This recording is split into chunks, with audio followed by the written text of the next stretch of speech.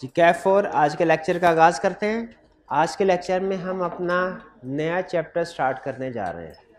Chapter 2 हमने complete कर लिया था, चैप्टर 3 भी हमने कंप्लीट कर लिया। आज चैप्टर 4 स्टार्ट करने जा रहे हैं।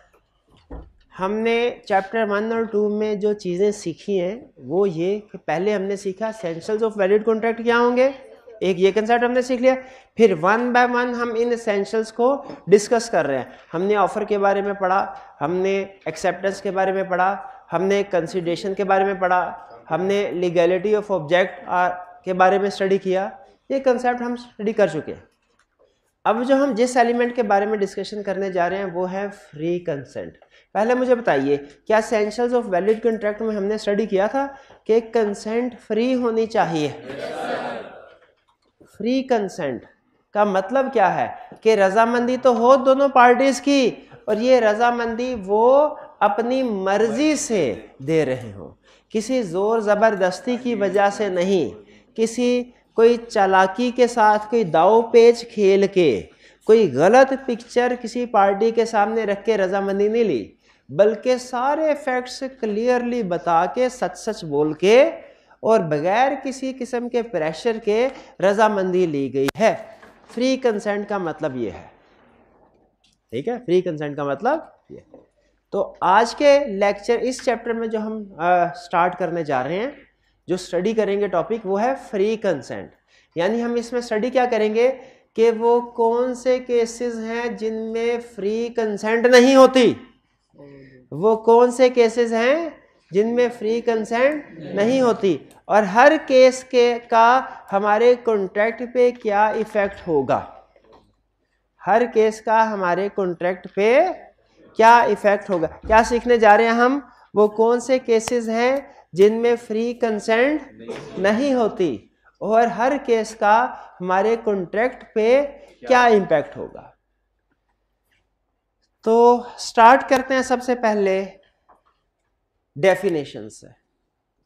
डेफिनेशन, अच्छा, डेफिनेशन में एक छोटी सी चीज आपको बताना चाह रहा है पहले कि कंसेंट का मतलब क्या होता है और फ्री कंसेंट का मतलब क्या होता है। कंसेंट का मतलब ये होता है कि जब दो पार्टीज सेम थिंग पे सेम सेंस में एग्री करें, इसे कहते हैं कंसेंट। यानी अगर मैं इनसे कहूं कि ये रेड मार्कर है, क्या आप ये रेड मार्कर 10 रुपए में खरीदना चाहेंगे, और वो कहते हैं जी सर मैं ये रेड मार्कर 10 रुपए में खरीदना चाहूंगा, तो हम दोनों एग्री हुए सेम थिंग के ऊपर। सेम थिंग क्या है? मार्कर, ये रेड मार्कर। ये नहीं कि एक रेड समझ रहा है और दूसरा ब्लैक समझ रहा है, और सेम सेंस में एग्री हुए। यानी मैं भी कह रहा हूं कि मैं बेचूंगा और वो कह रहे हैं खरीदेंगे।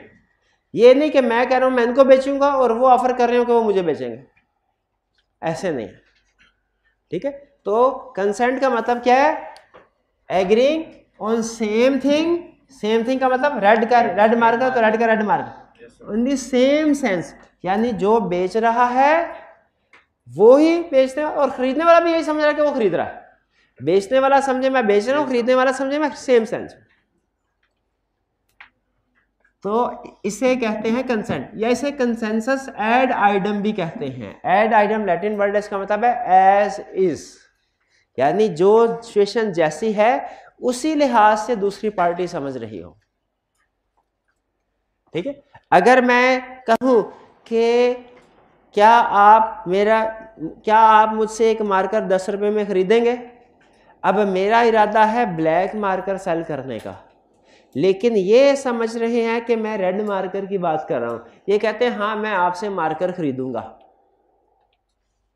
मैं क्या, अब मेरी सोच के मुताबिक मैं क्या बेच रहा हूं, इनकी सोच के मुताबिक क्या खरीद रहे हैं। क्या कंसेंट है? नहीं। क्यों नहीं कंसेंट? क्योंकि हम सेम थिंग पे एग्री नहीं कर रहे, ठीक है। तो कंसेंट का मतलब है to agree on same thing in same sense. अगर कंसेंट नहीं है तो फिर एग्रीमेंट वाइड होगा, फिर एग्रीमेंट वाइड। इसको कंसेंट के साथ एक दूसरा कंसेंट भी आप इसके ऊपर अप्लाई कर सकते हैं, अनसर्टेनिटी का, कि मैंने सर्टेनिटी के साथ मेंशन नहीं किया कि कौन सी चीज बेच रहा हूं, उन्होंने भी सर्टेनिटी के साथ मेंशन नहीं किया कौन सी चीज खरीद रहे हैं। तो इस अनसर्टेनिटी की वजह से हमारे दरमियान सेम सेंस, सेम थिंग पे सेम सेंस डेवलप नहीं हो सकी, तो कंसेंट नहीं है। आप ये भी कह सकते हैं कि एग्रीमेंट वाइड है क्योंकि अनसर्टन है, इसमें अनसर्टेनिटी है कि किस चीज को खरीदा बेचा जा रहा है, और ये भी कह सकते हैं कि कंसेंट नहीं है। दोनों आर्गुमेंट्स वैलिड है। ये बात समझ आ गई? जब अनसर्टेनिटी होगी या जब कंसेंट नहीं होगी, एग्रीमेंट क्या है? वाइड। ये तो है कंसेंट। अब कंसेंट का मतलब फ्री कंसेंट। फ्री कंसेंट का क्या मतलब है कि कंसेंट तो है, agree on same thing same sense में, लेकिन अपनी मर्जी से, अपनी रजा और खुशी के साथ एग्रीमेंट नहीं किया जा रहा। अपनी रजा और खुशी के साथ एग्रीमेंट नहीं किया जा रहा। ठीक है, आपने अगर कभी कोई लीगल एग्रीमेंट पढ़ने का इत्फाक हुआ ना, तो उसका स्टार्ट इस तरह के अल्फाज से होता है, मैं जो भी उसका नाम है वर्ल्ड, ये अपने होशो हवास में बगैर किसी जबरो कराहत के इस बात का इकरार करता हूं कि ये जो होता है ना अपने होशो हवास में, इसमें वो क्या कहना चाह रहा है कि मैं साउंड माइंड हूं। और ये जो कहता है बगैर किसी जबरो कराहत के, फ्री कंसेंट, कि मैं अपनी रजा खुशी के साथ, जी रजा खुशी के साथ ये एग्रीमेंट करने जा रहा हूं। तो इसका मतलब है कि एग्रीमेंट में कंसेंट देते हुए उसमें जबरो कराहत नहीं होनी चाहिए, यानी इसको हम इंग्लिश में क्या कहेंगे? कंसेंट फ्री होनी चाहिए। अच्छा, अगर तो कंसेंट है ही नहीं तो एग्रीमेंट वॉइड है, उसका कोई लीगल स्टेटस नहीं है। लेकिन अगर कंसेंट फ्री नहीं है, इसका इफेक्ट कुछ हो रहा है। कंसेंट ना होना, एग्रीमेंट टोटली फारग। कंसेंट फ्री ना होना, एग्रीमेंट टोटली फारग। इसमें कुछ इंप्लीकेशंस हैं जो हमने स्टडी करनी। अब वो इंप्लीकेशन डिपेंड करता है कि सिचुएशन कौन सी है।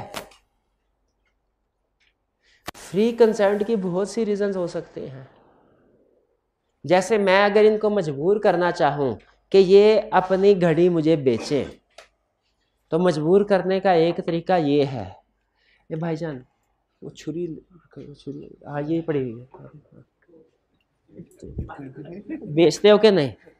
10 रुपए में फौरन मान गया, फौरन मान गया। एक तरीका ये भी है मजबूर करने का, इसमें इनकी कंसेंट फ्री नहीं है। एक दूसरा तरीका भी है, भाई देखो मैं तुम्हारा उस्ताद हूँ, देख उस्ताद बाप की जगह पे होता है, तो देख हैं बाप कितना कुछ करता है औलाद के लिए, तुम एक जरा सी घड़ी भी नहीं दे सकते, इतनी छोटी सी कुर्बानी नहीं दे सकते। अगर मुझे पूरा यकीन है, मैं तुमसे घड़ी मांगूंगा ना, एक क्या तुम्हारे पास 10 घड़ियां भी होती ना तो मुझे दे देते, लेकिन अभी मैं फिलहाल इतना जालिम नहीं, मैं सिर्फ एक ये वाली घड़ी चाह रहा हूँ, मुझे प्लीज 10 रुपए में दे दो प्लीज। उसने उतार के भी दे दिया। नहीं भाई अपने समझा रहा हूँ। एक ये भी तरीका है। अच्छा, अंदर से चाहे जो मसीह मेरे बारे में सोचते हो, ऊपर से कहें अब सर कह रहे हैं, टीचर है, उस्ताद है, अब तो देनी पड़ेगी, ये इसमें भी इनकी कंसेंट हो रही नहीं है। लेकिन दोनों केसेस में फ़र्क है, दोनों केसेस में फ़र्क। तो इसका मतलब है फ्री कंसेंट ना होने की बहुत सी रीजंस हो सकती हैं। फ्री कंसेंट ना होने कोई एक रीज़न नहीं है, बहुत सी रीजन हो सकती है। लॉ ने दोनों सारी रीजंस को लहदा डिस्कस किया है, लहदा डिस्कस, और करना भी चाहिए, करना भी चाहिए। जैसे मैं अगर इनको इमोशनली प्रेशराइज करके, इमोशनल ब्लैकमेलिंग करके मेरा जो रिलेशनशिप है इनके साथ उसको डोमिनेट करते हुए इनसे फ़ायदा उठाने की कोशिश करूं, तो आप मुझे वैसे ये तो शायद कहें सर आप अनएथिकल काम कर रहे हैं। उस बेचारे स्टूडेंट की कोई ये चीज़ है, उसने पता नहीं कैसे कितने सालों में पैसे जमा करके खरीदी है घड़ी, और आप उसे 10 रुपये में खरीद रहे हैं उससे। लेकिन मैं जुर्म कोई नहीं कर रहा, लेकिन अगर मैं उनको गन पॉइंट पे रख के उनसे ये चीज़ मांगू, एग्रीमेंट करूं, तो फिर एग्रीमेंट तो फिर भी उसमें, लेकिन उस सूरत में हो सकता मैं कानूनी तौर पे कोई जुर्म भी कर रहा हूँ, तो उसमें हो सकता है मुझे कोई सज़ा भी मिले।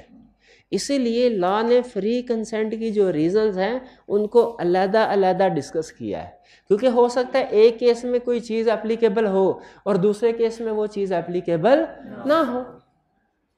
तो हम सबसे पहले ये देखते हैं कि फ्री कंसेंट ना होने की, फ्री कंसेंट ना होने की क्या क्या रीजंस हैं।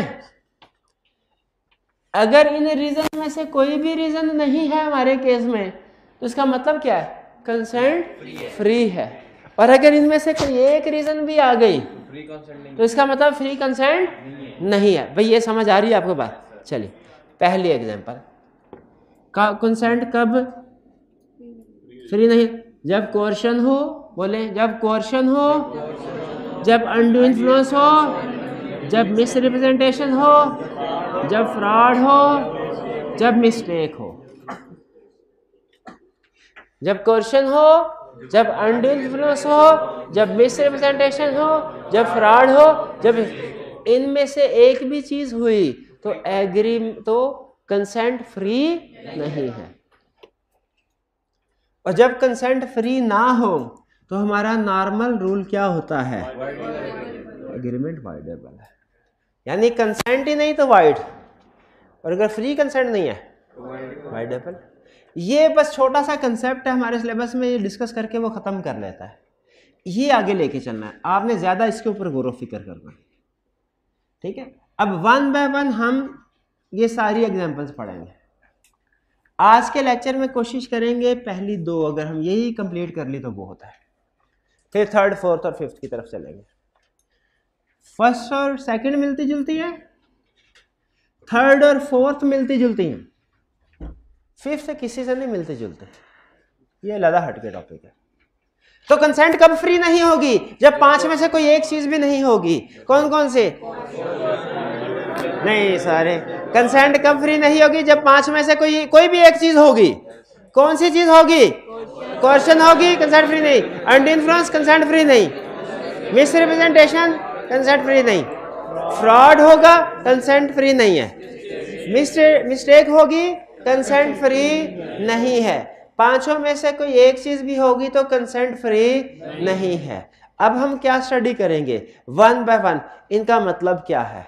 सबसे पहले कोर्शन और अनड्यू इन्फ्लुएंस, इन दोनों में फर्क समझ लीजिए। कोर्शन का मतलब है जबर करना, जबर करना, और अनड्यू इन्फ्लुएंस का मतलब है मजबूर करना। थोड़ा थोड़ा फर्क है कि नहीं दोनों में? जबर करने में और मजबूर करने में फर्क है कि नहीं? जबर क्या होता है? किसने पूछा? किसने पूछा जबर क्या होता है? किसने? किसने? इसने? जबर क्या होता है? जबर क्या होता है? पता नहीं। समझ आया क्या जबर होता है? ये होता है जबर, ये होता है जबर। यानी आप किसी को फिजिकली आप प्रेशराइज करें, टॉर्चर करें, ये होता है जबर। ये है कोर्शन, ये है कोर्शन।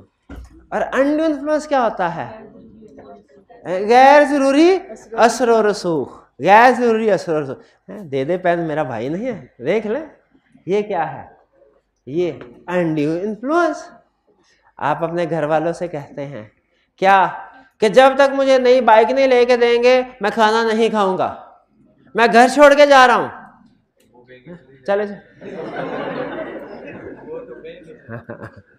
अच्छा ये क्या? अच्छा ये क्या? ये जब आप घर वालों से इस तरह की धमकियां देते हैं घर वालों को, ये क्वेश्चन है कि अनड्यू इन्फ्लुएंस है? क्वेश्चन का मतलब है आप किसी पार्टी को कोई भी ऐसा काम करें जो कानून की नजरों में जुर्म हो, जो पाकिस्तान पीनल कोड के मुताबिक जुर्म हो। आप कोई भी ऐसा काम करें या उसकी प्रॉपर्टी को अपने कब्जे में कर लें। ये प्रॉपर्टी को डिटेन करने वाला कंसेप्ट फिलहाल सिर्फ याद करने की हद तक आपने रखना है। मैं मेन कंसेप्ट के ऊपर आ रहा हूं। अगर आप कोई भी ऐसा काम करें जो कि कानून की नजरों में जुर्म है और उसकी वजह से आप दूसरी पार्टी से कॉन्ट्रैक्ट करें, लॉ कहता है ये है कोर्शन। और जब भी कोई ऐसा काम करे जो कानून की नजरों में जुर्म नहीं है, लेकिन उस काम के नतीजे में आप दूसरी पार्टी को मजबूर करें कि वो एग्रीमेंट करें आपके साथ कोई, ये क्या है? ये है अनड्यू इन्फ्लुएंस। ये अनड्यू इन्फ्लुएंस है, ठीक है। वाइफ ने कहा अगर तुम प्रॉपर्टी घर मेरे नाम नहीं लगाते तो मैं छोड़ के जा रही हूं। कोर्शन है कि अनड्यू इन्फ्लुएंस है? अनड्यू इन्फ्लुएंस है। और अगर मार्केट के एक ताजिर ने दूसरे से कहा कि अगर तुमने अपनी दुकान मुझे ना बेची तो तुम्हारे बच्चे को कत्ल कर दिया जाएगा। क्वेश्चन में और अनड्यू इन्फ्लुएंस में फर्क समझ आ गया? तो ज्यादा सीवियर कौन सी चीज है भला? लॉ क्या कहता है? कोर्शन को कैसे डिफाइन करता है? कहते हैं कोर्शन का मतलब है आप कोई ऐसा एक्ट कमिट करें, ऐसा काम करें जो लॉ से मुराद पाकिस्तान पीनल कोड है, जो ताज़ीरात पाकिस्तान में मना किया गया है, यानी जुर्म है, ठीक है। या किसी की प्रॉपर्टी को अनलॉफुली डिटेन कर लें, अपने किसी प्रॉपर्टी या उसकी चीज़ को डिटेन कर ले, अपने कब्जे में ले लें, ठीक है। एक ट्रांसपोर्ट कंपनी ने एक पैसेंजर का सामान अपने कब्जे में ले लिया, उससे कहा जब तक तुम डबल किराया नहीं दोगे तुम्हारा सामान तुम्हें नहीं दिया जाएगा। ये क्या है? कोर्शन के undue influence? Coercion. Undue influence में नॉर्मली पार्टीज में कोई रिलेशनशिप होता है और कोई अच्छा रिलेशनशिप होता है जिसकी वजह से हम उसको इमोशनली ब्लैकमेल कर सकते हैं। लेकिन कोर्शन में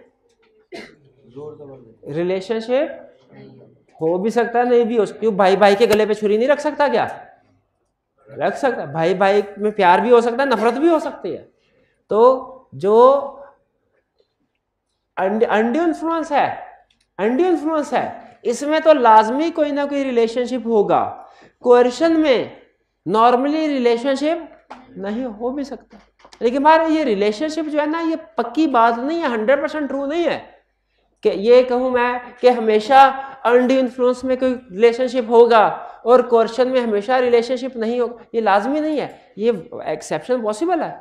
हो सकता है किसी केस में कोर्शन हो और रिलेशनशिप भी हो, और हो सकता है किसी केस में अनड्यू इन्फ्लुएंस हो और रिलेशनशिप ना हो। मेरा भाई का कोई रिलेशनशिप तो नहीं, ब्लड रिलेशनशिप तो नहीं है, लेकिन फिर भी वो रिस्पेक्ट करते हैं, इस वजह से हो सकता है मेरी बात को मान जाए। तो इसीलिए नॉर्मली की बात करूंगा मैं, एहतियातन अल्फाज था।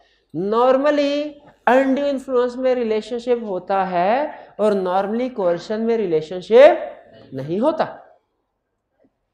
जी जी।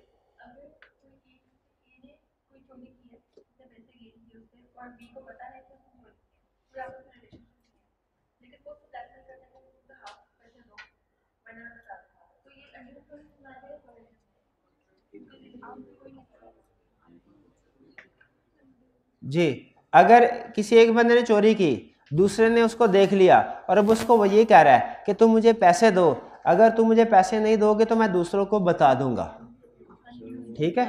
तो इसमें अनड्यू इन्फ्लुएंस है कि कोर्शन है? अच्छा हाँ, अच्छा ये वैसे इसमें दोनों में से मुझे कोई भी चीज़ नहीं लग रही। इसमें तो मुझे वो स्टिफलिंग क्रिमिनल प्रोसिक्यूशन वाला कंसेप्ट लग रहा है, क्रिमिनल प्रोसिक्यूशन वाला कंसेप्ट लग रहा है, क्योंकि अब इसमें क्वेश्चन भी नहीं कह सकते। क्यों? क्योंकि चोर के बारे में दूसरों को बताना कि इसने चोरी की है, ये ताज़ीरात पाकिस्तान में कोई जुर्म तो नहीं है, ये तो अच्छी बात है। तो ये मेरे ख्याल में ना क्वेश्चन है ना अनड्यू इन्फ्लुएंस है, बल्कि ये स्टिफलिंग क्रिमिनल प्रोसिक्यूशन वाला केस आएगा और ये एग्रीमेंट वाइड है। अच्छा, अब क्वेश्चन में मतलब क्या? ऐसा काम करना जो लॉ ने मना किया है। किस लिए काम करना? कॉन्ट्रैक्ट के लिए, वो क्वेश्चन होगा। और ये ज़हन में रखिएगा, क्वेश्चन है ये कोई भी कर सकता है किसी पर भी। यानी फर्ज कीजिए ये ए है, ये ताजिर ए, ये ताजिर बी, ये ए का गुंडा दोस्त मवाली, ठीक है। इसका नाम है जफर सुपारी, जफर सुपारी, और ये बी का बेटा है बिलाल, स्कूल में पढ़ता है 3री क्लास में। अब मुझे ये बताइए, ए बी को कह रहा है अपनी दुकान बेच दो, नहीं तो मैं तुम्हें कत्ल करवा दूंगा, नहीं तो मैं तुम्हें कत्ल कर दूंगा खुद। क्वेश्चन है, पार्टी टू द कॉन्ट्रैक्ट ने पार्टी टू द कॉन्ट्रैक्ट पे क्वेश्चन एक्सरसाइज की। अब ए ने कहा बी को अपनी दुकान मुझे बेच दो, अच्छा सॉरी, अब ए ने नहीं कहा, जफर सुपारी ने कहा बी को, ए बी अपनी दुकान ए को बेच दो वरना मैं तुम्हें कत्ल कर दूंगा। अब इसमें क्वेश्चन है, लेकिन किसकी तरफ से? थर्ड पार्टी की तरफ से, एक पार्टी टू द कॉन्ट्रैक्ट को, यानी स्ट्रेंजर की तरफ से भी क्वेश्चन हो सकती है पार्टी टू दी कॉन्ट्रैक्ट को पार्टी टू दी कॉन्ट्रैक्ट की तरफ से भी हो सकती है, ठीक है। इसको हम कहते हैं हु कैन एम्प्लॉय कोअर्शन, और इसको हम कहते हैं अपॉन हुम कोअर्शन कैन बी अप्लाइड। तो दोनों में से कोई भी, इन दोनों में से किसी पे भी कोअर्शन अप्लाई कर सकता है। अब देखिए फर्ज कीजिए जफा सुपारी बी को कहता है कि अगर तुमने ए को अपनी प्रॉपर्टी नहीं बेची मैं तुम्हारे बच्चे को किडनैप कर लूंगा। अब देखें कोर्शन अप्लाई करने वाला कोई और है, थर्ड पार्टी, और जिसमें कोर्शन अप्लाई की जा रही है वो भी अगवा तो इसको किया जा रहा है ना, लेकिन मजबूर किसको किया जा रहा है। तो बताइए क्या ये कोर्शन होगी? बिल्कुल लाखता ये कोर्शन। जिस तरह कंसिडरेशन थी ना कि कंसिडरेशन प्रोवाइड करने वाला मेन पार्टी भी हो सकती है और कोई और भी उसके बिहाफ पे कंसिडरेशन दे सकता है, तो क्वेश्चन का रूल भी यही है। इसी तरह कंसिडरेशन मेन पार्टी को भी दी जा सकती है और उसके कहने पे किसी और को भी दी जा सकती है। जिस तरह कंसिडरेशन देने वाला कोई और हो सकता है, लेने वाला भी कोई और हो सकता है, उसी तरह क्वेश्चन भी अप्लाई करने वाला कोई थर्ड पार्टी हो सकती है और जिस पे अप्लाई किया जा रहा है वो भी थर्ड पार्टी हो सकती है। ये बात समझ आ गई बाय होम टू होम वाली।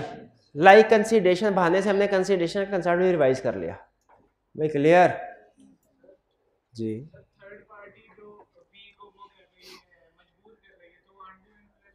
नहीं नहीं नहीं नहीं, थर्ड पार्टी बी को मजबूर नहीं कर, उस पर जबर कर रहे। मजबूर क्या?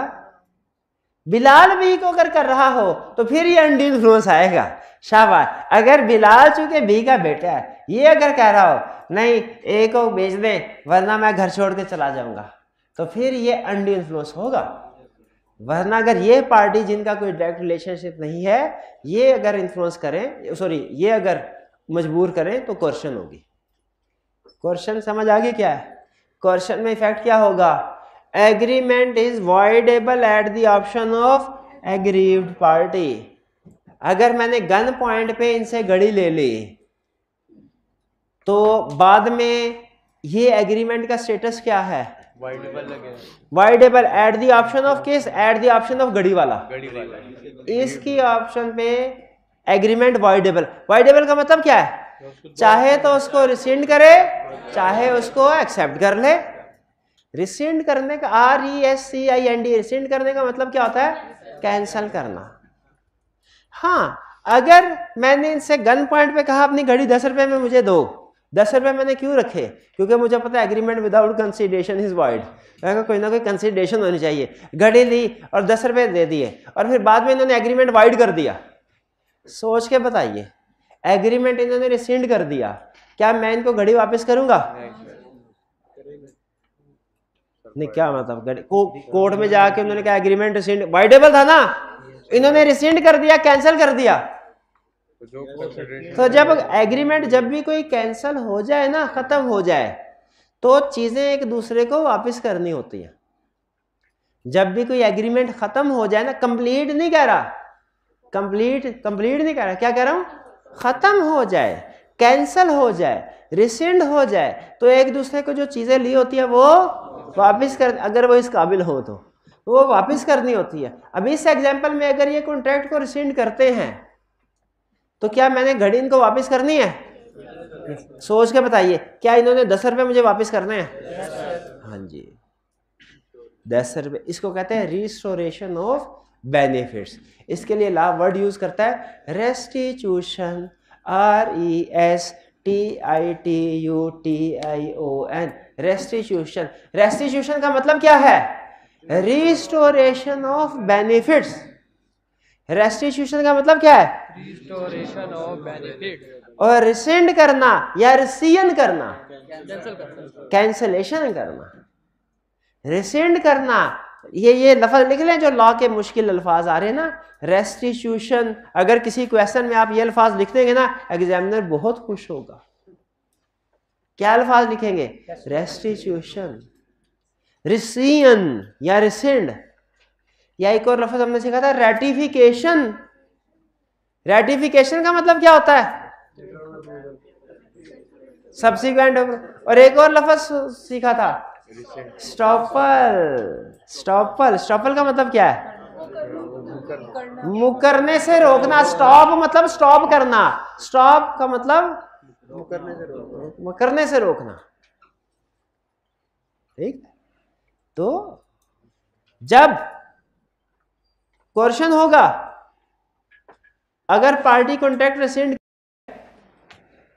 तो क्या करना होगा, पैसे वापस करने होंगे। इसको आसान अल्फाज में कह सकते हैं रिस्टोरेशन ऑफ बेनिफिट्स, और लीगल टर्म में क्या कह सकते हैं, केस स्टडी में जो भी लिखते हैं ठीक है, दोनों लिख दें तो बहुत ही अच्छा। रेस्टिट्यूशन लिखे ब्रैकेट में लिख दें रिस्टोरेशन ऑफ बेनिफिट्स। क्लियर हो गया।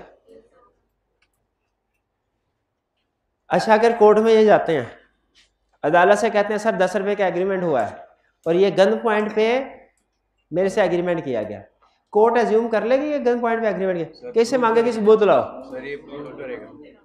इसको सबूत देना पड़ेगा। तो जो पार्टी रिसेंड कर रही है बर्डन ऑफ प्रूफ उसने देना है। ये हमेशा ध्यान में रखिएगा, जब कभी कॉन्ट्रैक्ट वाइड होगा तो बर्डन ऑफ प्रूफ किसने देना। क्वेश्चन के केस में तो ऐसे होगा। अब हम देखते हैं अनड्यू इन्फ्लुएंस के केस में क्या होगा। अनड्यू इन्फ्लुएंस के केस में क्या होगा, सबसे पहले तो अनड्यू इन्फ्लुएंस की डेफिनेशन पढ़ लेते हैं। कहते हैं अनड्यू इन्फ्लुएंस क्या है। अनड्यू इन्फ्लुएंस का मतलब है when one party has close dominating relation, जब एक पार्टी किसी दूसरी पार्टी पे डोमिनेटिंग पोजीशन में है। जब एक पार्टी किसी डोमिनेटिंग पोजीशन पे है और वो इस डोमिनेटिंग पोजीशन को यूज करती है, किस लिए, कॉन्ट्रैक्ट करने के लिए, तो इसे कहते हैं अनड्यू इन्फ्लुएंस। दो कंडीशंस हैं, पहला एक पार्टी डोमिनेटिंग पोजीशन पे हो और दूसरा वो इस पोजीशन को यूज करते हुए कॉन्ट्रैक्ट करे, फिर होगा अनड्यू इन्फ्लुएंस। क्या ऐसा पॉसिबल है क्योंकि एक पार्टी डोमिनेटिंग पोजीशन पे हो, दूसरी पार्टी को डोमिनेट करने की पोजीशन में हो? कैसे हो सकता है कि एक इंसान दूसरे इंसान को मजबूर करने की पोजीशन में हो? विल को डोमिनेट करने का मतलब क्या है कि किसी को उसकी मर्जी के खिलाफ काम करने पे मजबूर कर देना। क्या दुनिया में कुछ लोग ऐसे हैं जिनको हम अपनी मर्जी के खिलाफ भी उनके लिए उनके कहने पे काम करने पे मजबूर होते हैं? हैं क्या दुनिया में कुछ लोग ऐसे? क्या दुनिया में कुछ लोग ऐसे हैं जो हमारी विल को डोमिनेट करते हैं, हमारे इमोशन को कंट्रोल करते हैं, हमारे फैसलों को कंट्रोल करते हैं, इन्फ्लुएंस करते हैं? डोमिनेट करने का मतलब ये। कौन लोग हैं वो? सबसे पहले सबसे बड़े एग्जांपल वालिदैन, और जहां पे वालिदैन आ गए तो साथ ही टीचर भी आ गए। टीचर और स्टूडेंट इसमें डोमिनेटिंग पोजीशन है वालिदैन के साथ डोमिनेटिंग पोजीशन है, और जहां पे वालिदैन आ गए टीचर आ गए तो अच्छा, इसमें टीचर में हर तरह के टीचर, एक जो स्कूल कॉलेज में पढ़ाते हैं वो भी, और ये जो हमारे दीनी मदारिस में बना वो गुरु चेला भी आ गया, इसमें गुरु चेला भी आ गया, वो भी एक तरह से टीचर स्टूडेंट ही हैं वो भी। और क्या डोमिनेटिंग पोजीशन हो सकती हैं? बॉस और एम्प्लॉय, हाँ ये भी डोमिनेटिंग। और कौन कौन सी हो सकती है? हस्बैंड वाइफ, ये भी हो सकते हैं। वाइफ बहुत वेरी डोमिनेटिंग। और अच्छा हस्बैंड वाइफ, तो इसके साथ ही सेमी हस्बैंड वाइफ, वो क्या होते हैं? Fiance and fiancee. वो भी तो याद करवाने के लिए कहता है कि एग्जाम में एग्जाम्पल एक एग्जाम्पल याद आ जाए, फुल एग्जाम्पल याद आ गई तो सेमी की भी याद आ जाएगी साथ में, इसीलिए याद करवाने के लिए कह रहा हूं। फियांसे और वो पहले एग्जाम्पल हो चुकी है भाई। अच्छा, पुलिस ऑफिसर और मुल्जिम, सोचे इसमें डोमिनेटिंग पोजीशन है कि नहीं? होगी। डॉक्टर और मरीज नहीं होगी। मरीज मर रहा होगा, डॉक्टर कहेगा ये सिरिंज है, इसका इंजेक्शन लगाऊं मैं तुम्हें तो तुम बच सकते हो, वरना तुम्हारी शुगर लेवल हर गुजरते मिनट के साथ ऊपर जा रही है, आधे घंटे बाद तुम तो फारिग हो। अब बताओ, अपनी प्रॉपर्टी वो जो माल रोड पे प्लॉट है मेरे नाम 2 लाख में करते हो कि नहीं? पोजीशन में, डोमिनेट करने की पोजीशन में। अगर वो एडवांटेज नहीं लेगा तो फिर अनड्यू, लेकिन फिर कोर्ट में साबित करना पड़ता है। कोर्ट ये कहता है क्वेश्चन में जिस पार्टी जो मुझे आके पार्टी कहेगी ना क्वेश्चन है, मैं उसे कहूँगा साबित करो।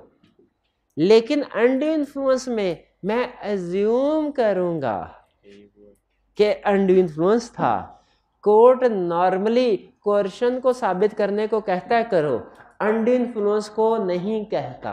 अनड्यू इन्फ्लुएंस में प्रिज्यूम करता है कि जब पार्टी कह रही है ना जो अनड्यू इन्फ्लुएंस किया गया होगा। अगर बेटा कह रहा है ना कि बाप ने जबरदस्ती कहा था कि तो फिर कोर्ट एज्यूम कर देता है कि वाकई अनड्यू इन्फ्लुएंस होगा। इसमें फिर बर्डन ऑफ प्रूफ उसके ऊपर नहीं होता जो कह रहा है कि अनड्यू इन्फ्लुएंस था, बल्कि बर्डन ऑफ प्रूफ किसके ऊपर होता है? जो कह रहे कि नहीं था। ये बड़ा टेक्निकल फर्क है, अभी आपको समझ नहीं आएगा, अभी इतना इसके ऊपर दिमाग। पहले तो मुझे रिलेशनशिप की एग्जांपल बताए ना, और क्या रिलेशनशिप की एग्जांपल? क्रेडिटर और डेटर, ये कौन होते हैं? क्रेडिटर कौन होते हैं? नोट्स में लिखा है, यही आपके मुंह से निकलवाना चाहता था। नोट्स वाले पूछ ही नहीं रहा, मैं आपको सोचने को कह रहा हूं। आई कैप और स्टूडेंट, शाबाश। आई कैप और स्टूडेंट है अनड्यू इन्फ्लुएंस। लेकिन आई कैप ने आज तक कभी आपको घास ही नहीं डाली, वो कभी पूछता ही नहीं है आपसे। आई कैप जरूरत ही नहीं है। डेटर और क्रेडिटर, डेटर होता है जिसने पैसे देने हो और क्रेडिटर जिसने पैसे लेने हो। अगर मैं बैंक से लोन लूं तो बैंक मेरा क्या है? क्रेडिटर। और मैं बैंक का क्या हूं? क्या क्रेडिटर और डेटर में अनड्यू इन्फ्लुएंस हो सकता है? यस सर, हो सकता है। उसे पैसे लेने, हाँ, वो जो गांव का जागीरदार होता है वो थोड़ा सा कर्जा देता है किसी को और फिर जमीन पर हथिया लेता है। इसमें भी अनड्यू इन्फ्लुएंस हो सकता है। सर पेरेंट्स के केस में जैसे आपने कहा है कि ये भी इसी में आएगा अनड्यू इन्फ्लुएंस में, लेकिन उसमें कोई अनफेयर एडवांटेज तो वो नहीं ले रहे होते ना? अनफेयर एडवांटेज, अच्छा देखिए उनका पॉइंट ऑफ व्यू ये है सर, पेरेंट्स इस पोजीशन में है कि विल को डोमिनेट कर सके, लेकिन नॉर्मली वो विल को डोमिनेट तो नहीं करते ना, वो हमसे कोई अनफेयर एडवांटेज तो नहीं लेते ना। दुनिया में लेते भी, ऐसे भी पेरेंट्स हैं। देखिए लॉ में बड़ी बड़ी एग्जाम, मैं उससे डिटेल में नहीं जाना चाहता। आप बाजू का अखबार में भी पढ़ते होंगे अजीबो-गरीब सी खबरें। ऐसे वालिदैन होते हैं, हर तरह के लोग होते हैं, हर तरह की औलाद भी होती है, हर तरह के वालिदैन भी दुनिया में होते हैं। तो कर सकते हैं। हम तो ये देखेंगे अगर केस में आता है तो हमने उसको कैसे डील करना है। जैसे वो बाजू का आता है, आपको केस स्टडी याद है, बाप ने बेटे की परवरिश की और फिर जब वो 18 साल की उम्र से ज्यादा का, तो उसने जितनी अमाउंट थी उससे अनड्यू इन्फ्लुएंस के जरिए उससे ज्यादा का नोट लिखवा लिया। तो वो भी तो बाप था ना दुनिया में, है, जिसने ज्यादा का नोट लिखवा लिया। उसने तो नहीं सोचा कि मेरा बेटा है, मैं रहने दो इसको, मेरा फर्ज था। तो लॉ में कोई भी पार्टी हो सकती है, हमें इससे गर्ज नहीं है। वो कर सकता है कि नहीं, पहली चीज ये, अगर डोमिनेटिंग पोजीशन है तो कर सकता है। और फिर दूसरी चीज देखेंगे उसने किया है कि नहीं, करना चाहिए था कि नहीं करना चाहिए था। लॉ ये डिस्कस नहीं करता, ठीक है, लॉ ये डिस्कस नहीं करता। दोनों कंडीशंस होना लाजमी है। कौन कौन सी? एक डोमिनेटिंग पोजीशन में हो और दूसरा उसने यूज भी किया हो, अनफेयर एडवांटेज लिया हो। क्या ऐसा हो सकता है कि डोमिनेटिंग पोजीशन में था तो सही लेकिन उसने अनफेयर एडवांटेज नहीं लिया बल्कि फेयर टर्म्स पे डील की? हो सकता है। क्या ऐसा हो सकता है कि एक बंदा डोमिनेटिंग पोजीशन पे हो लेकिन उसका मिस यूज ना करे और फेयर टर्म्स पे डील करे? हो सकता है, बिल्कुल हो सकता है। तो हमने दोनों चीजें देखनी। बाप ने बेटे को चीज बेची और मार्केट वैल्यू पे बेचे, हो सकता है डोमिनेटिंग पोजीशन, लेकिन उसको यूज नहीं किया।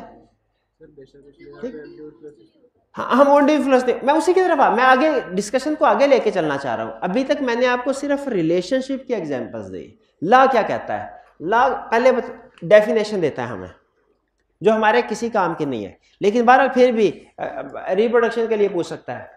कहता है law, when one party has close dominating relation, dominating position हो, डोमिनेटिंग पोजीशन हो। ये रिलेशन की बजाय पोजीशन का वर्ड मुझे ज्यादा पसंद है। पोजीशन का वर्ड मुझे ज्यादा, क्योंकि सम टाइम रिलेशन होता है, समझ नहीं होता। one party has close dominating position and uses it to obtain unfair advantage.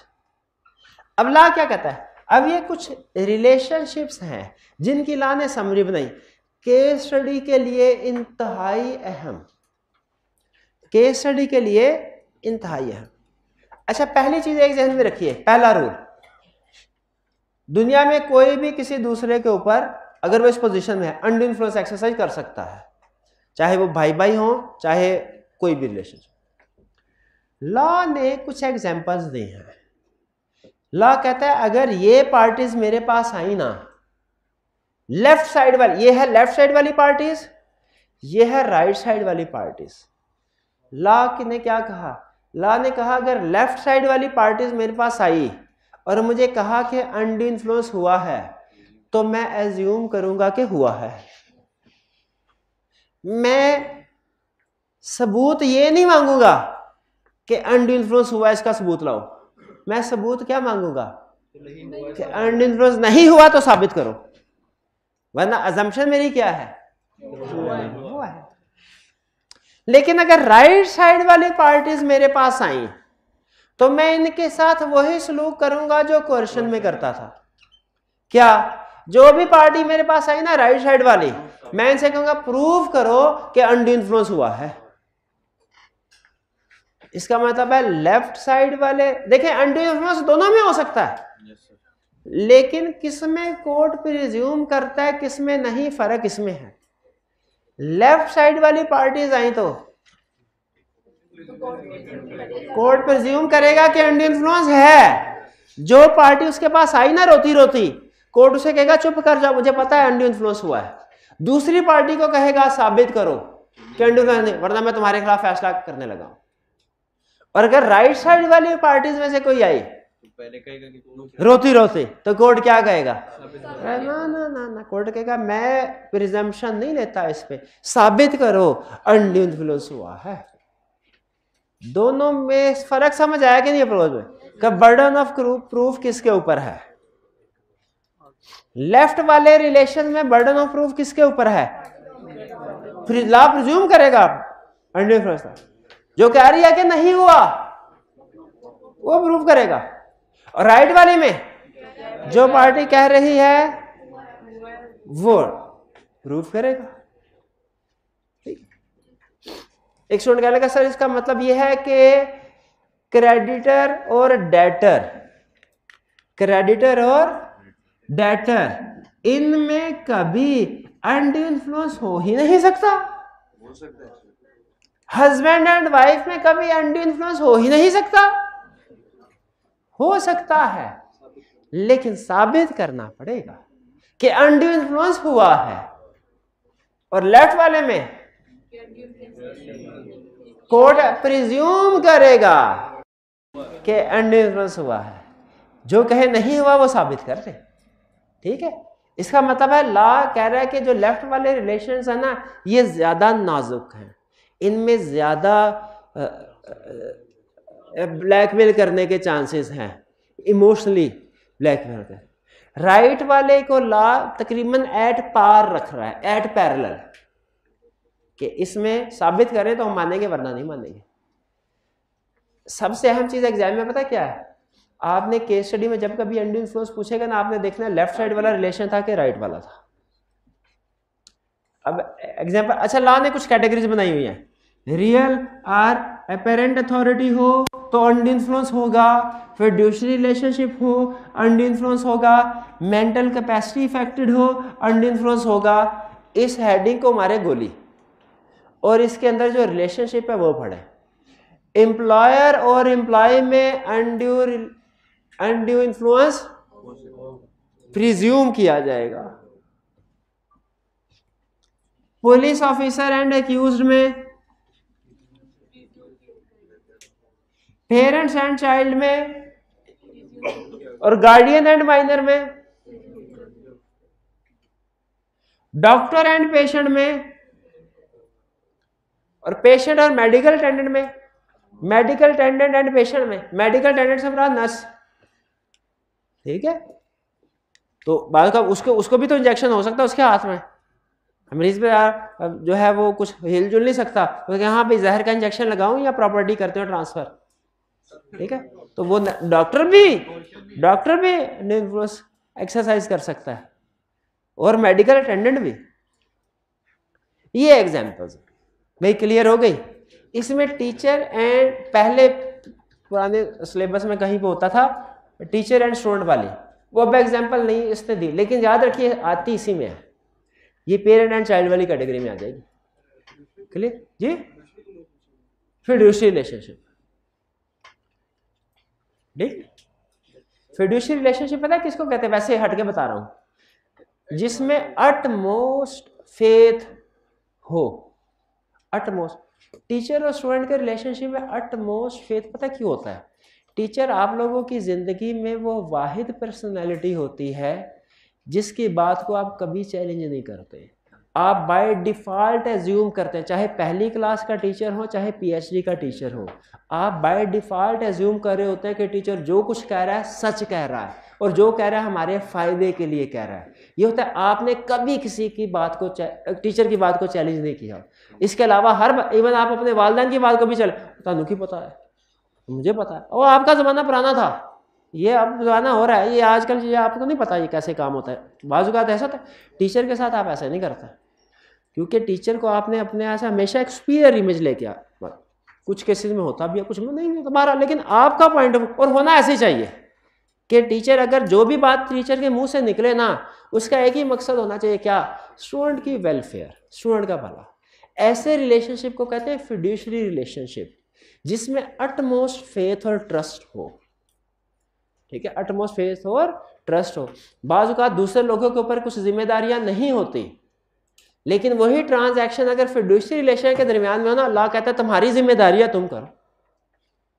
बहरहाल आगे चलेंगे, फिलहाल मुझे बताइए ये एग्जाम्पल्स क्लियर हो गए? जी जी जी।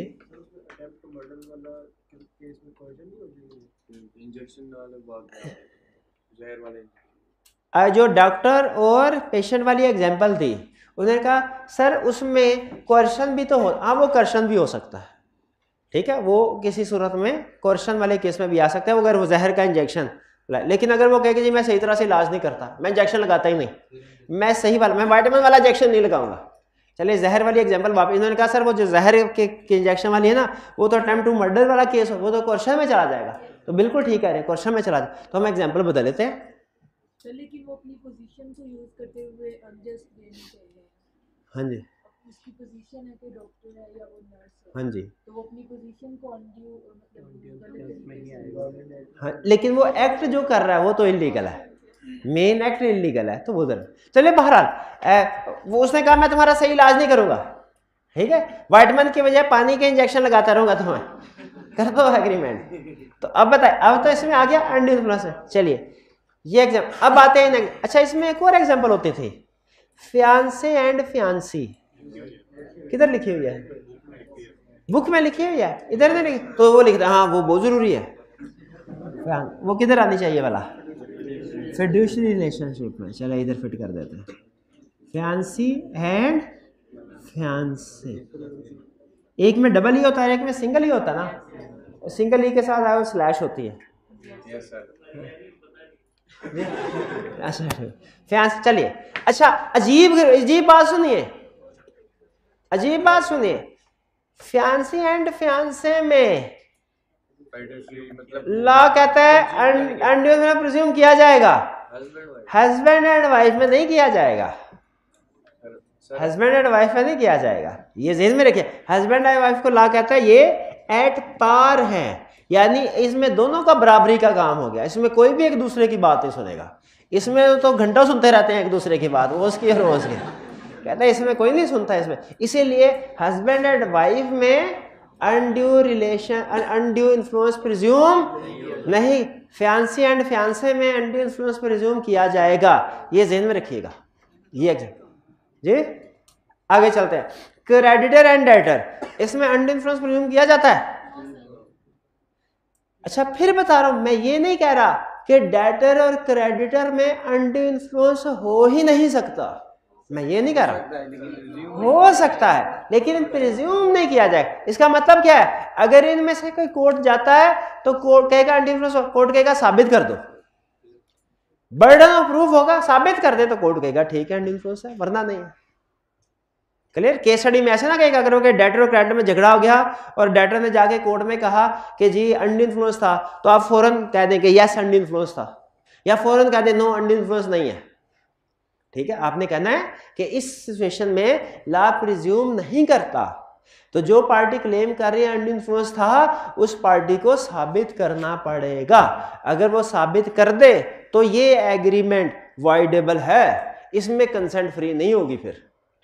लेकिन अगर साबित नहीं कर सका तो कंसेंट फ्री है और एग्रीमेंट वैलिड है।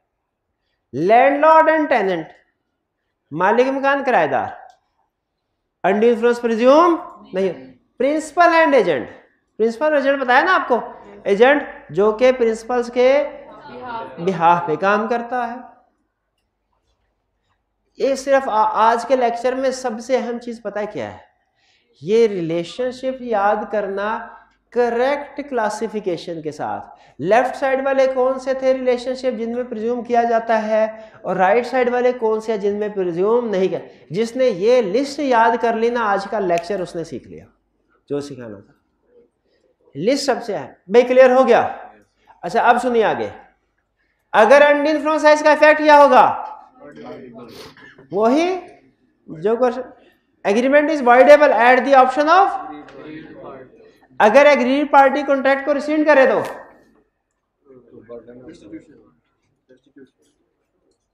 रेस्टिट्यूशन। लेकिन इसमें एक ऑप्शन और है, कोर्ट में set aside contract absolutely or conditionally. Court या तो कॉन्ट्रैक्ट पूरे का पूरा ही कैंसिल कर सकती है या पार्टली। ठीक, एक बेवा औरत, गांव के जमींदार की नजर है उसकी जायदाद के ऊपर। जमींदार ने कहा अगर आपने इस गांव में रहना है तो अपनी जायदाद मुझे मेरे नाम कर दीजिए, ये जो 10 मुरब्बे जगह है ये मुझे 10 लाख में दे दीजिए। हालांकि उसकी कीमत 10 गुना ज्यादा है, 1 करोड़ है। उसने कहा जी 10 लाख में, वरना आपका हुक्का पानी बंद, पूरे गांव में कोई आपसे बात नहीं करेगा। गरीब बेवा ने एग्रीमेंट कर लिया, 10 लाख ले लिए।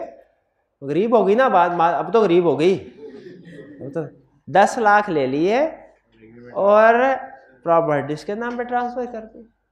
बाद में अगर कोई उसे मशवरा दे कि नहीं नहीं ये गलत हुआ, वापस करो, जगह बेच के सारे मार्केट वैल्यू पे, बेहतर गांव से निकल के शहर में घर बना लो। बेवा की समझ में आ गई बात, उसने कहा ठीक है।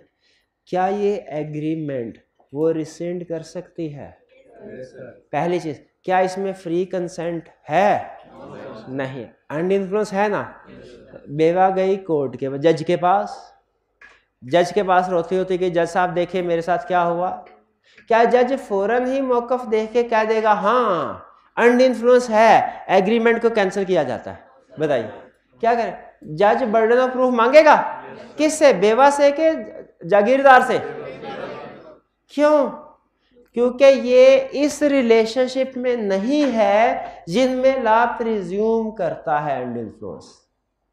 ठीक है, इसके अलावा जितने भी, ये तो कुछ एग्जांपल्स है ना, वरना इसके अलावा बाकी जितने भी रिलेशनशिप होंगे और भी, वो भी इसी कैटेगरी में आएंगे जिसमें अंडर इन्फ्लुएंस प्रिज्यूम नहीं किया जाता। वो भाई ने भी थोड़ी देर पहले फूफो की बेटी का जिक्र किया था, अगर वो ना वाइफ है ना फैंसी है तो फिर लॉ उसमें अंडर इन्फ्लुएंस प्रिज्यूम नहीं करेगा। इसी तरह से बेवा के केस में लॉ ने अंडर इन्फ्लुएंस, लॉ ने बेवा का एविडेंस लाओ। फर्स्ट कीजिए बेवा के पास एविडेंस है, उसने एविडेंस पेश कर दिया। अब बताइए एग्रीमेंट वाइडेबल हो गया कि नहीं? एट द ऑप्शन ऑफ बेवा। उसने कहा जज साहब एग्रीमेंट का, जज ने कहा ठीक है ये लो तुम्हारी 10 मुरब्बे जगह और लो उसके 10 लाख। उसने कहा देखें जज साहब, हस्बैंड मियाँ मेरा फौत हो गया है और कोई घर में कमाने वाला नहीं है, मैं तो ये जो 10 लाख थे ना 10 लाख, तो इनमें से 6 लाख तो खा लिए मैंने, बाकी 4 लाख रह गए। अब बताइए अब ये कॉन्ट्रैक्ट रिसिंड होना चाहिए कि नहीं? अगर तो बेवा के पास 10 लाख है, 10 लाख होना, कॉन्ट्रैक्ट एब्सोल्युटली रिसिंड होगा, यानी पूरे का पूरा। लेकिन अब बेवा पैसे खर्च कर चुकी है, अब कॉन्ट्रैक्ट रेसिंड होगा, हाँ, लेकिन एब्सोल्युटली नहीं, कंडीशनल या पार्शली। जज कहेगा अच्छा ऐसा करो, बाकी 4 लाख उसको दो और 6 लाख की जितनी मार्केट वैल्यू की जगह बनती है ना, उतनी तो जगह जागीरदार के पास रहने दो, बाकी तुम्हें वापस ट्रांसफर कर देते हैं, बाकी वापस ट्रांसफर कर। ये है कंडीशनली का मतलब। समझ आ गया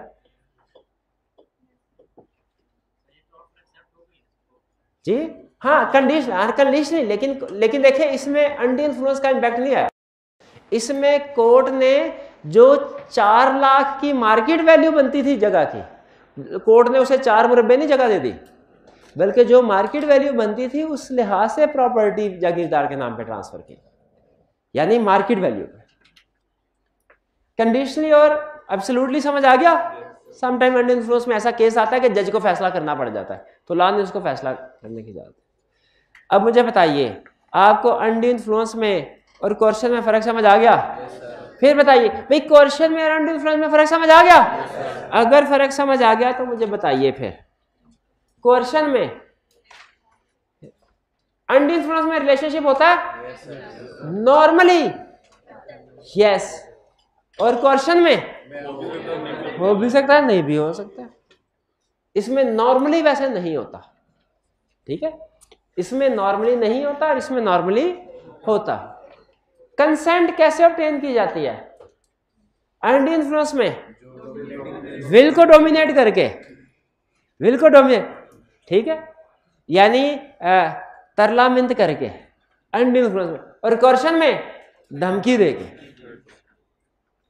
धमकी देके ऑफेंस होता है, यानी ऑफेंस का मतलब है जुर्म। नेचर ऑफ प्रेशर, कोर्शन में कौन सा प्रेशर? फिजिकल, गर्दन पे छुरी रखी है। और undue influence mental pressure. By whom कौन कर सकता है? Undue influence normally by party to the contract, stranger नहीं करता। और कोर्शन नॉर्मली बाय स्ट्रेंजर। लेकिन नॉर्मली का वर्ड यूज कर रहा हूं क्योंकि आपको पता है कि बाज़ औक़ात वो जफर सुपारी भी आ जाता है दरमियान में, ठीक है? या बाज़ औक़ात हो सकता है कि घर का फैमिली मेंबर ही कोई मुजरिमाना कार्रवाई कर दे, हो सकता है कि नहीं हो सकता? तो इसलिए हम नॉर्मल की, आप भी एग्जाम में ना यूजुअली या नॉर्मली के वर्ड्स के साथ ये डिफरेंस एक्सप्लेन करना आपने। कोर्शन, हाँ, कोर्शन में उस वाली जो एग्जांपल हमने दिए थे, इसमें देखिए कोर्शन में ये पार्टी होगी, ये स्ट्रेंजर है।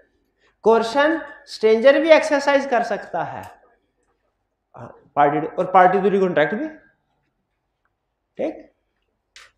आगे चलते हैं। ऑन होम कोर्शन किस पे एक्सरसाइज की जाती है? अनड्यू इन्फ्लुएंस किस पे एक्सरसाइज किया जाता है?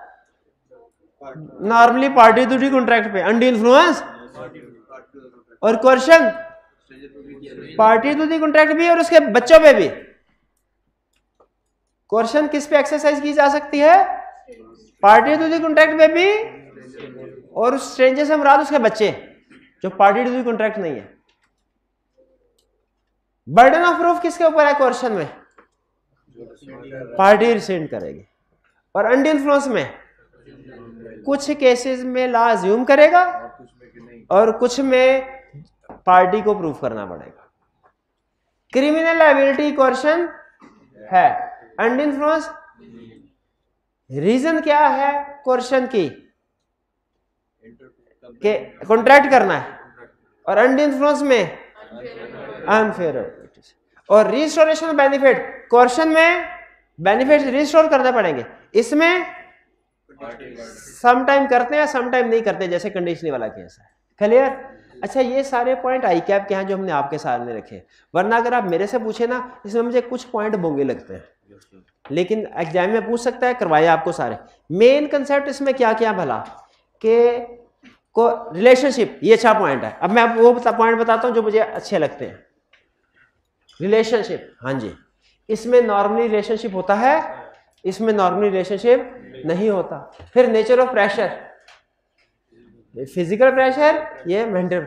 फिर बाय होम और ऑन होम हम कर चुके हैं कि जो अनड्यू इन्फ्लुएंस है ये नॉर्मली एक पार्टी ड्यूटी कॉन्ट्रैक्ट दूसरी पार्टी ड्यूटी कॉन्ट्रैक्ट को करती है, जबकि कोर्शन थर्ड पार्टी किसी दूसरी थर्ड पार्टी को कह के कोर्शन करके मेन पार्टीज को मजबूर कर सकती है कि कॉन्ट्रैक्ट करें। यानी इसमें रिलेशनशिप 1D रहता है, वन डायरेक्शनल में, इसमें रिलेशनशिप 2D हो जाता है। ठीक है, कि दूसरे वाला भी किसी दूसरे को कोर्शन के जरिए से मजबूर कर सकता है। फिर बर्डन ऑफ प्रूफ भी ऐसा पॉइंट है। बर्डन ऑफ प्रूफ कैसे अच्छा पॉइंट है? ये तो केस स्टडी में भी यूज होता है। कैसे कि कोर्शन में प्रूफ करना पड़ता है कि कोर्शन हुई थी, जबकि अंडर इन्फ्लुएंस में कुछ केसेस में, इन केसेस में लॉ प्रिज्यूम करेगा, साबित नहीं करना पड़ेगा, जबकि बाकी के केसेस में साबित करना पड़ेगा कि अंडर इन्फ्लुएंस एक्सरसाइज हुआ था। बर्डन ऑफ प्रूफ वाला पॉइंट बहुत अच्छा है। फर्क, कोर्शन क्रिमिनल लायबिलिटी होती है, अंडर इन्फ्लुएंस क्रिमिनल लायबिलिटी नहीं होती। रीजन तो दोनों में कॉन्ट्रैक्ट करना ही होता है, रीजन फारेगा।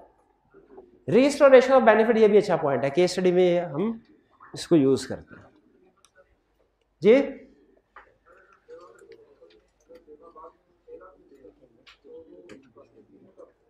अगर बेवा वाली एग्जांपल में बेवा बाद में 6 लाख भी दे दे तो वो उसको रिस्टोर, कंप्लीटली रिस्टोर हो जाएगा, कंप्लीटली रिस्टोर। अच्छा, अब एक आखिरी क्वेश्चन आपके सामने रख रहा हूं, पूरे लेक्चर में सारी बातें आपके ज़हन में होनी चाहिए। आखिरी केस स्टडी है, आपने मुझे बताना है कि इसमें अंडर इन्फ्लुएंस था या कोर्शन थी। ठीक है, कोर्शन की डेफिनेशन आपके सामने है, अंडर इन्फ्लुएंस की डेफिनेशन आपके सामने। चलिए आपको एक चीज बताता हूँ अजीब।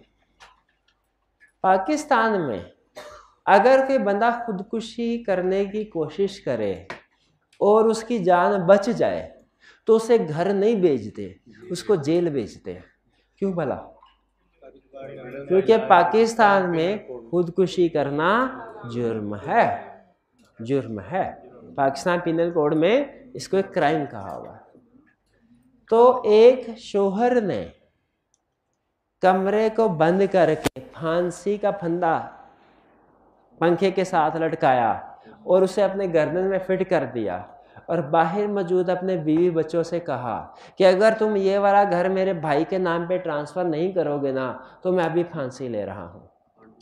घर वालों ने कहा ठीक है ट्रांसफ़र कर देते हैं, और बाद में ये ट्रांसफ़र कर दिया गया।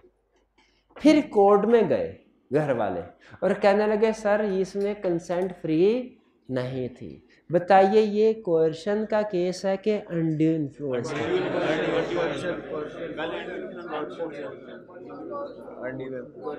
कितने स्टूडेंट्स का ख्याल है कि कोर्शन का केस है?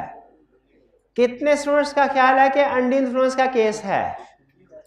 ये हाइब्रिड में 2-3 स्टूडेंट्स के अलावा सारे सोए हुए हैं। हाइब्रिड में बताइए कितने स्टूडेंट्स का ख्याल है कि कोर्शन का केस है?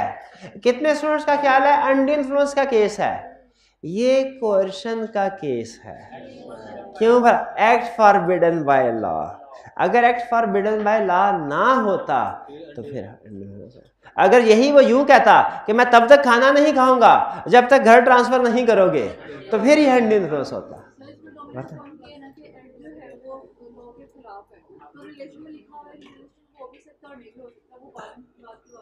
हाँ जी, किसमें? क्वेश्चन में। सबसे पहले क्वेश्चन में ये देखेंगे कि इलीगल है कि नहीं। अगर वो प्रोहिबिटेड बाय लॉ है ना, क्राइम बाय लॉ है, तो वो सीधा क्वेश्चन में जाएगा। फिर हमने रिलेशनशिप की तरफ देखना भी नहीं है, वो तो सीधा क्वेश्चन में जाएगा। ठीक है जी भाई, कुछ कुछ समझ आई बात की? चलिए, ये था हमारा आज का लेक्चर। अच्छा, आपकी होम असाइनमेंट क्या है? आपने ये कितने लर्निंग ऑब्जेक्टिव पढ़े? हमने 3। तो 2 खुदा का खौफ करें, आप ये भी नहीं देख सकते 2 है कि 3 है? 3 है ना? हाँ 3। तो इन तीनों के अंडर इन्फ्लुएंस के भी खास तौर पे इन सब के क्वेश्चंस आपकी होम असाइनमेंट है, रिटन फॉर्म में करके लाने हैं। खास तौर पे अंडर इन्फ्लुएंस वाले, और अंडर इन्फ्लुएंस में भी खास तौर पे वो वाले जिनमें कोई ना कोई रिलेशनशिप होगा। ठीक है जी, आज का लेक्चर यहाँ पे ख़त्म करते हैं हम। अल्लाह हाफ़िज़।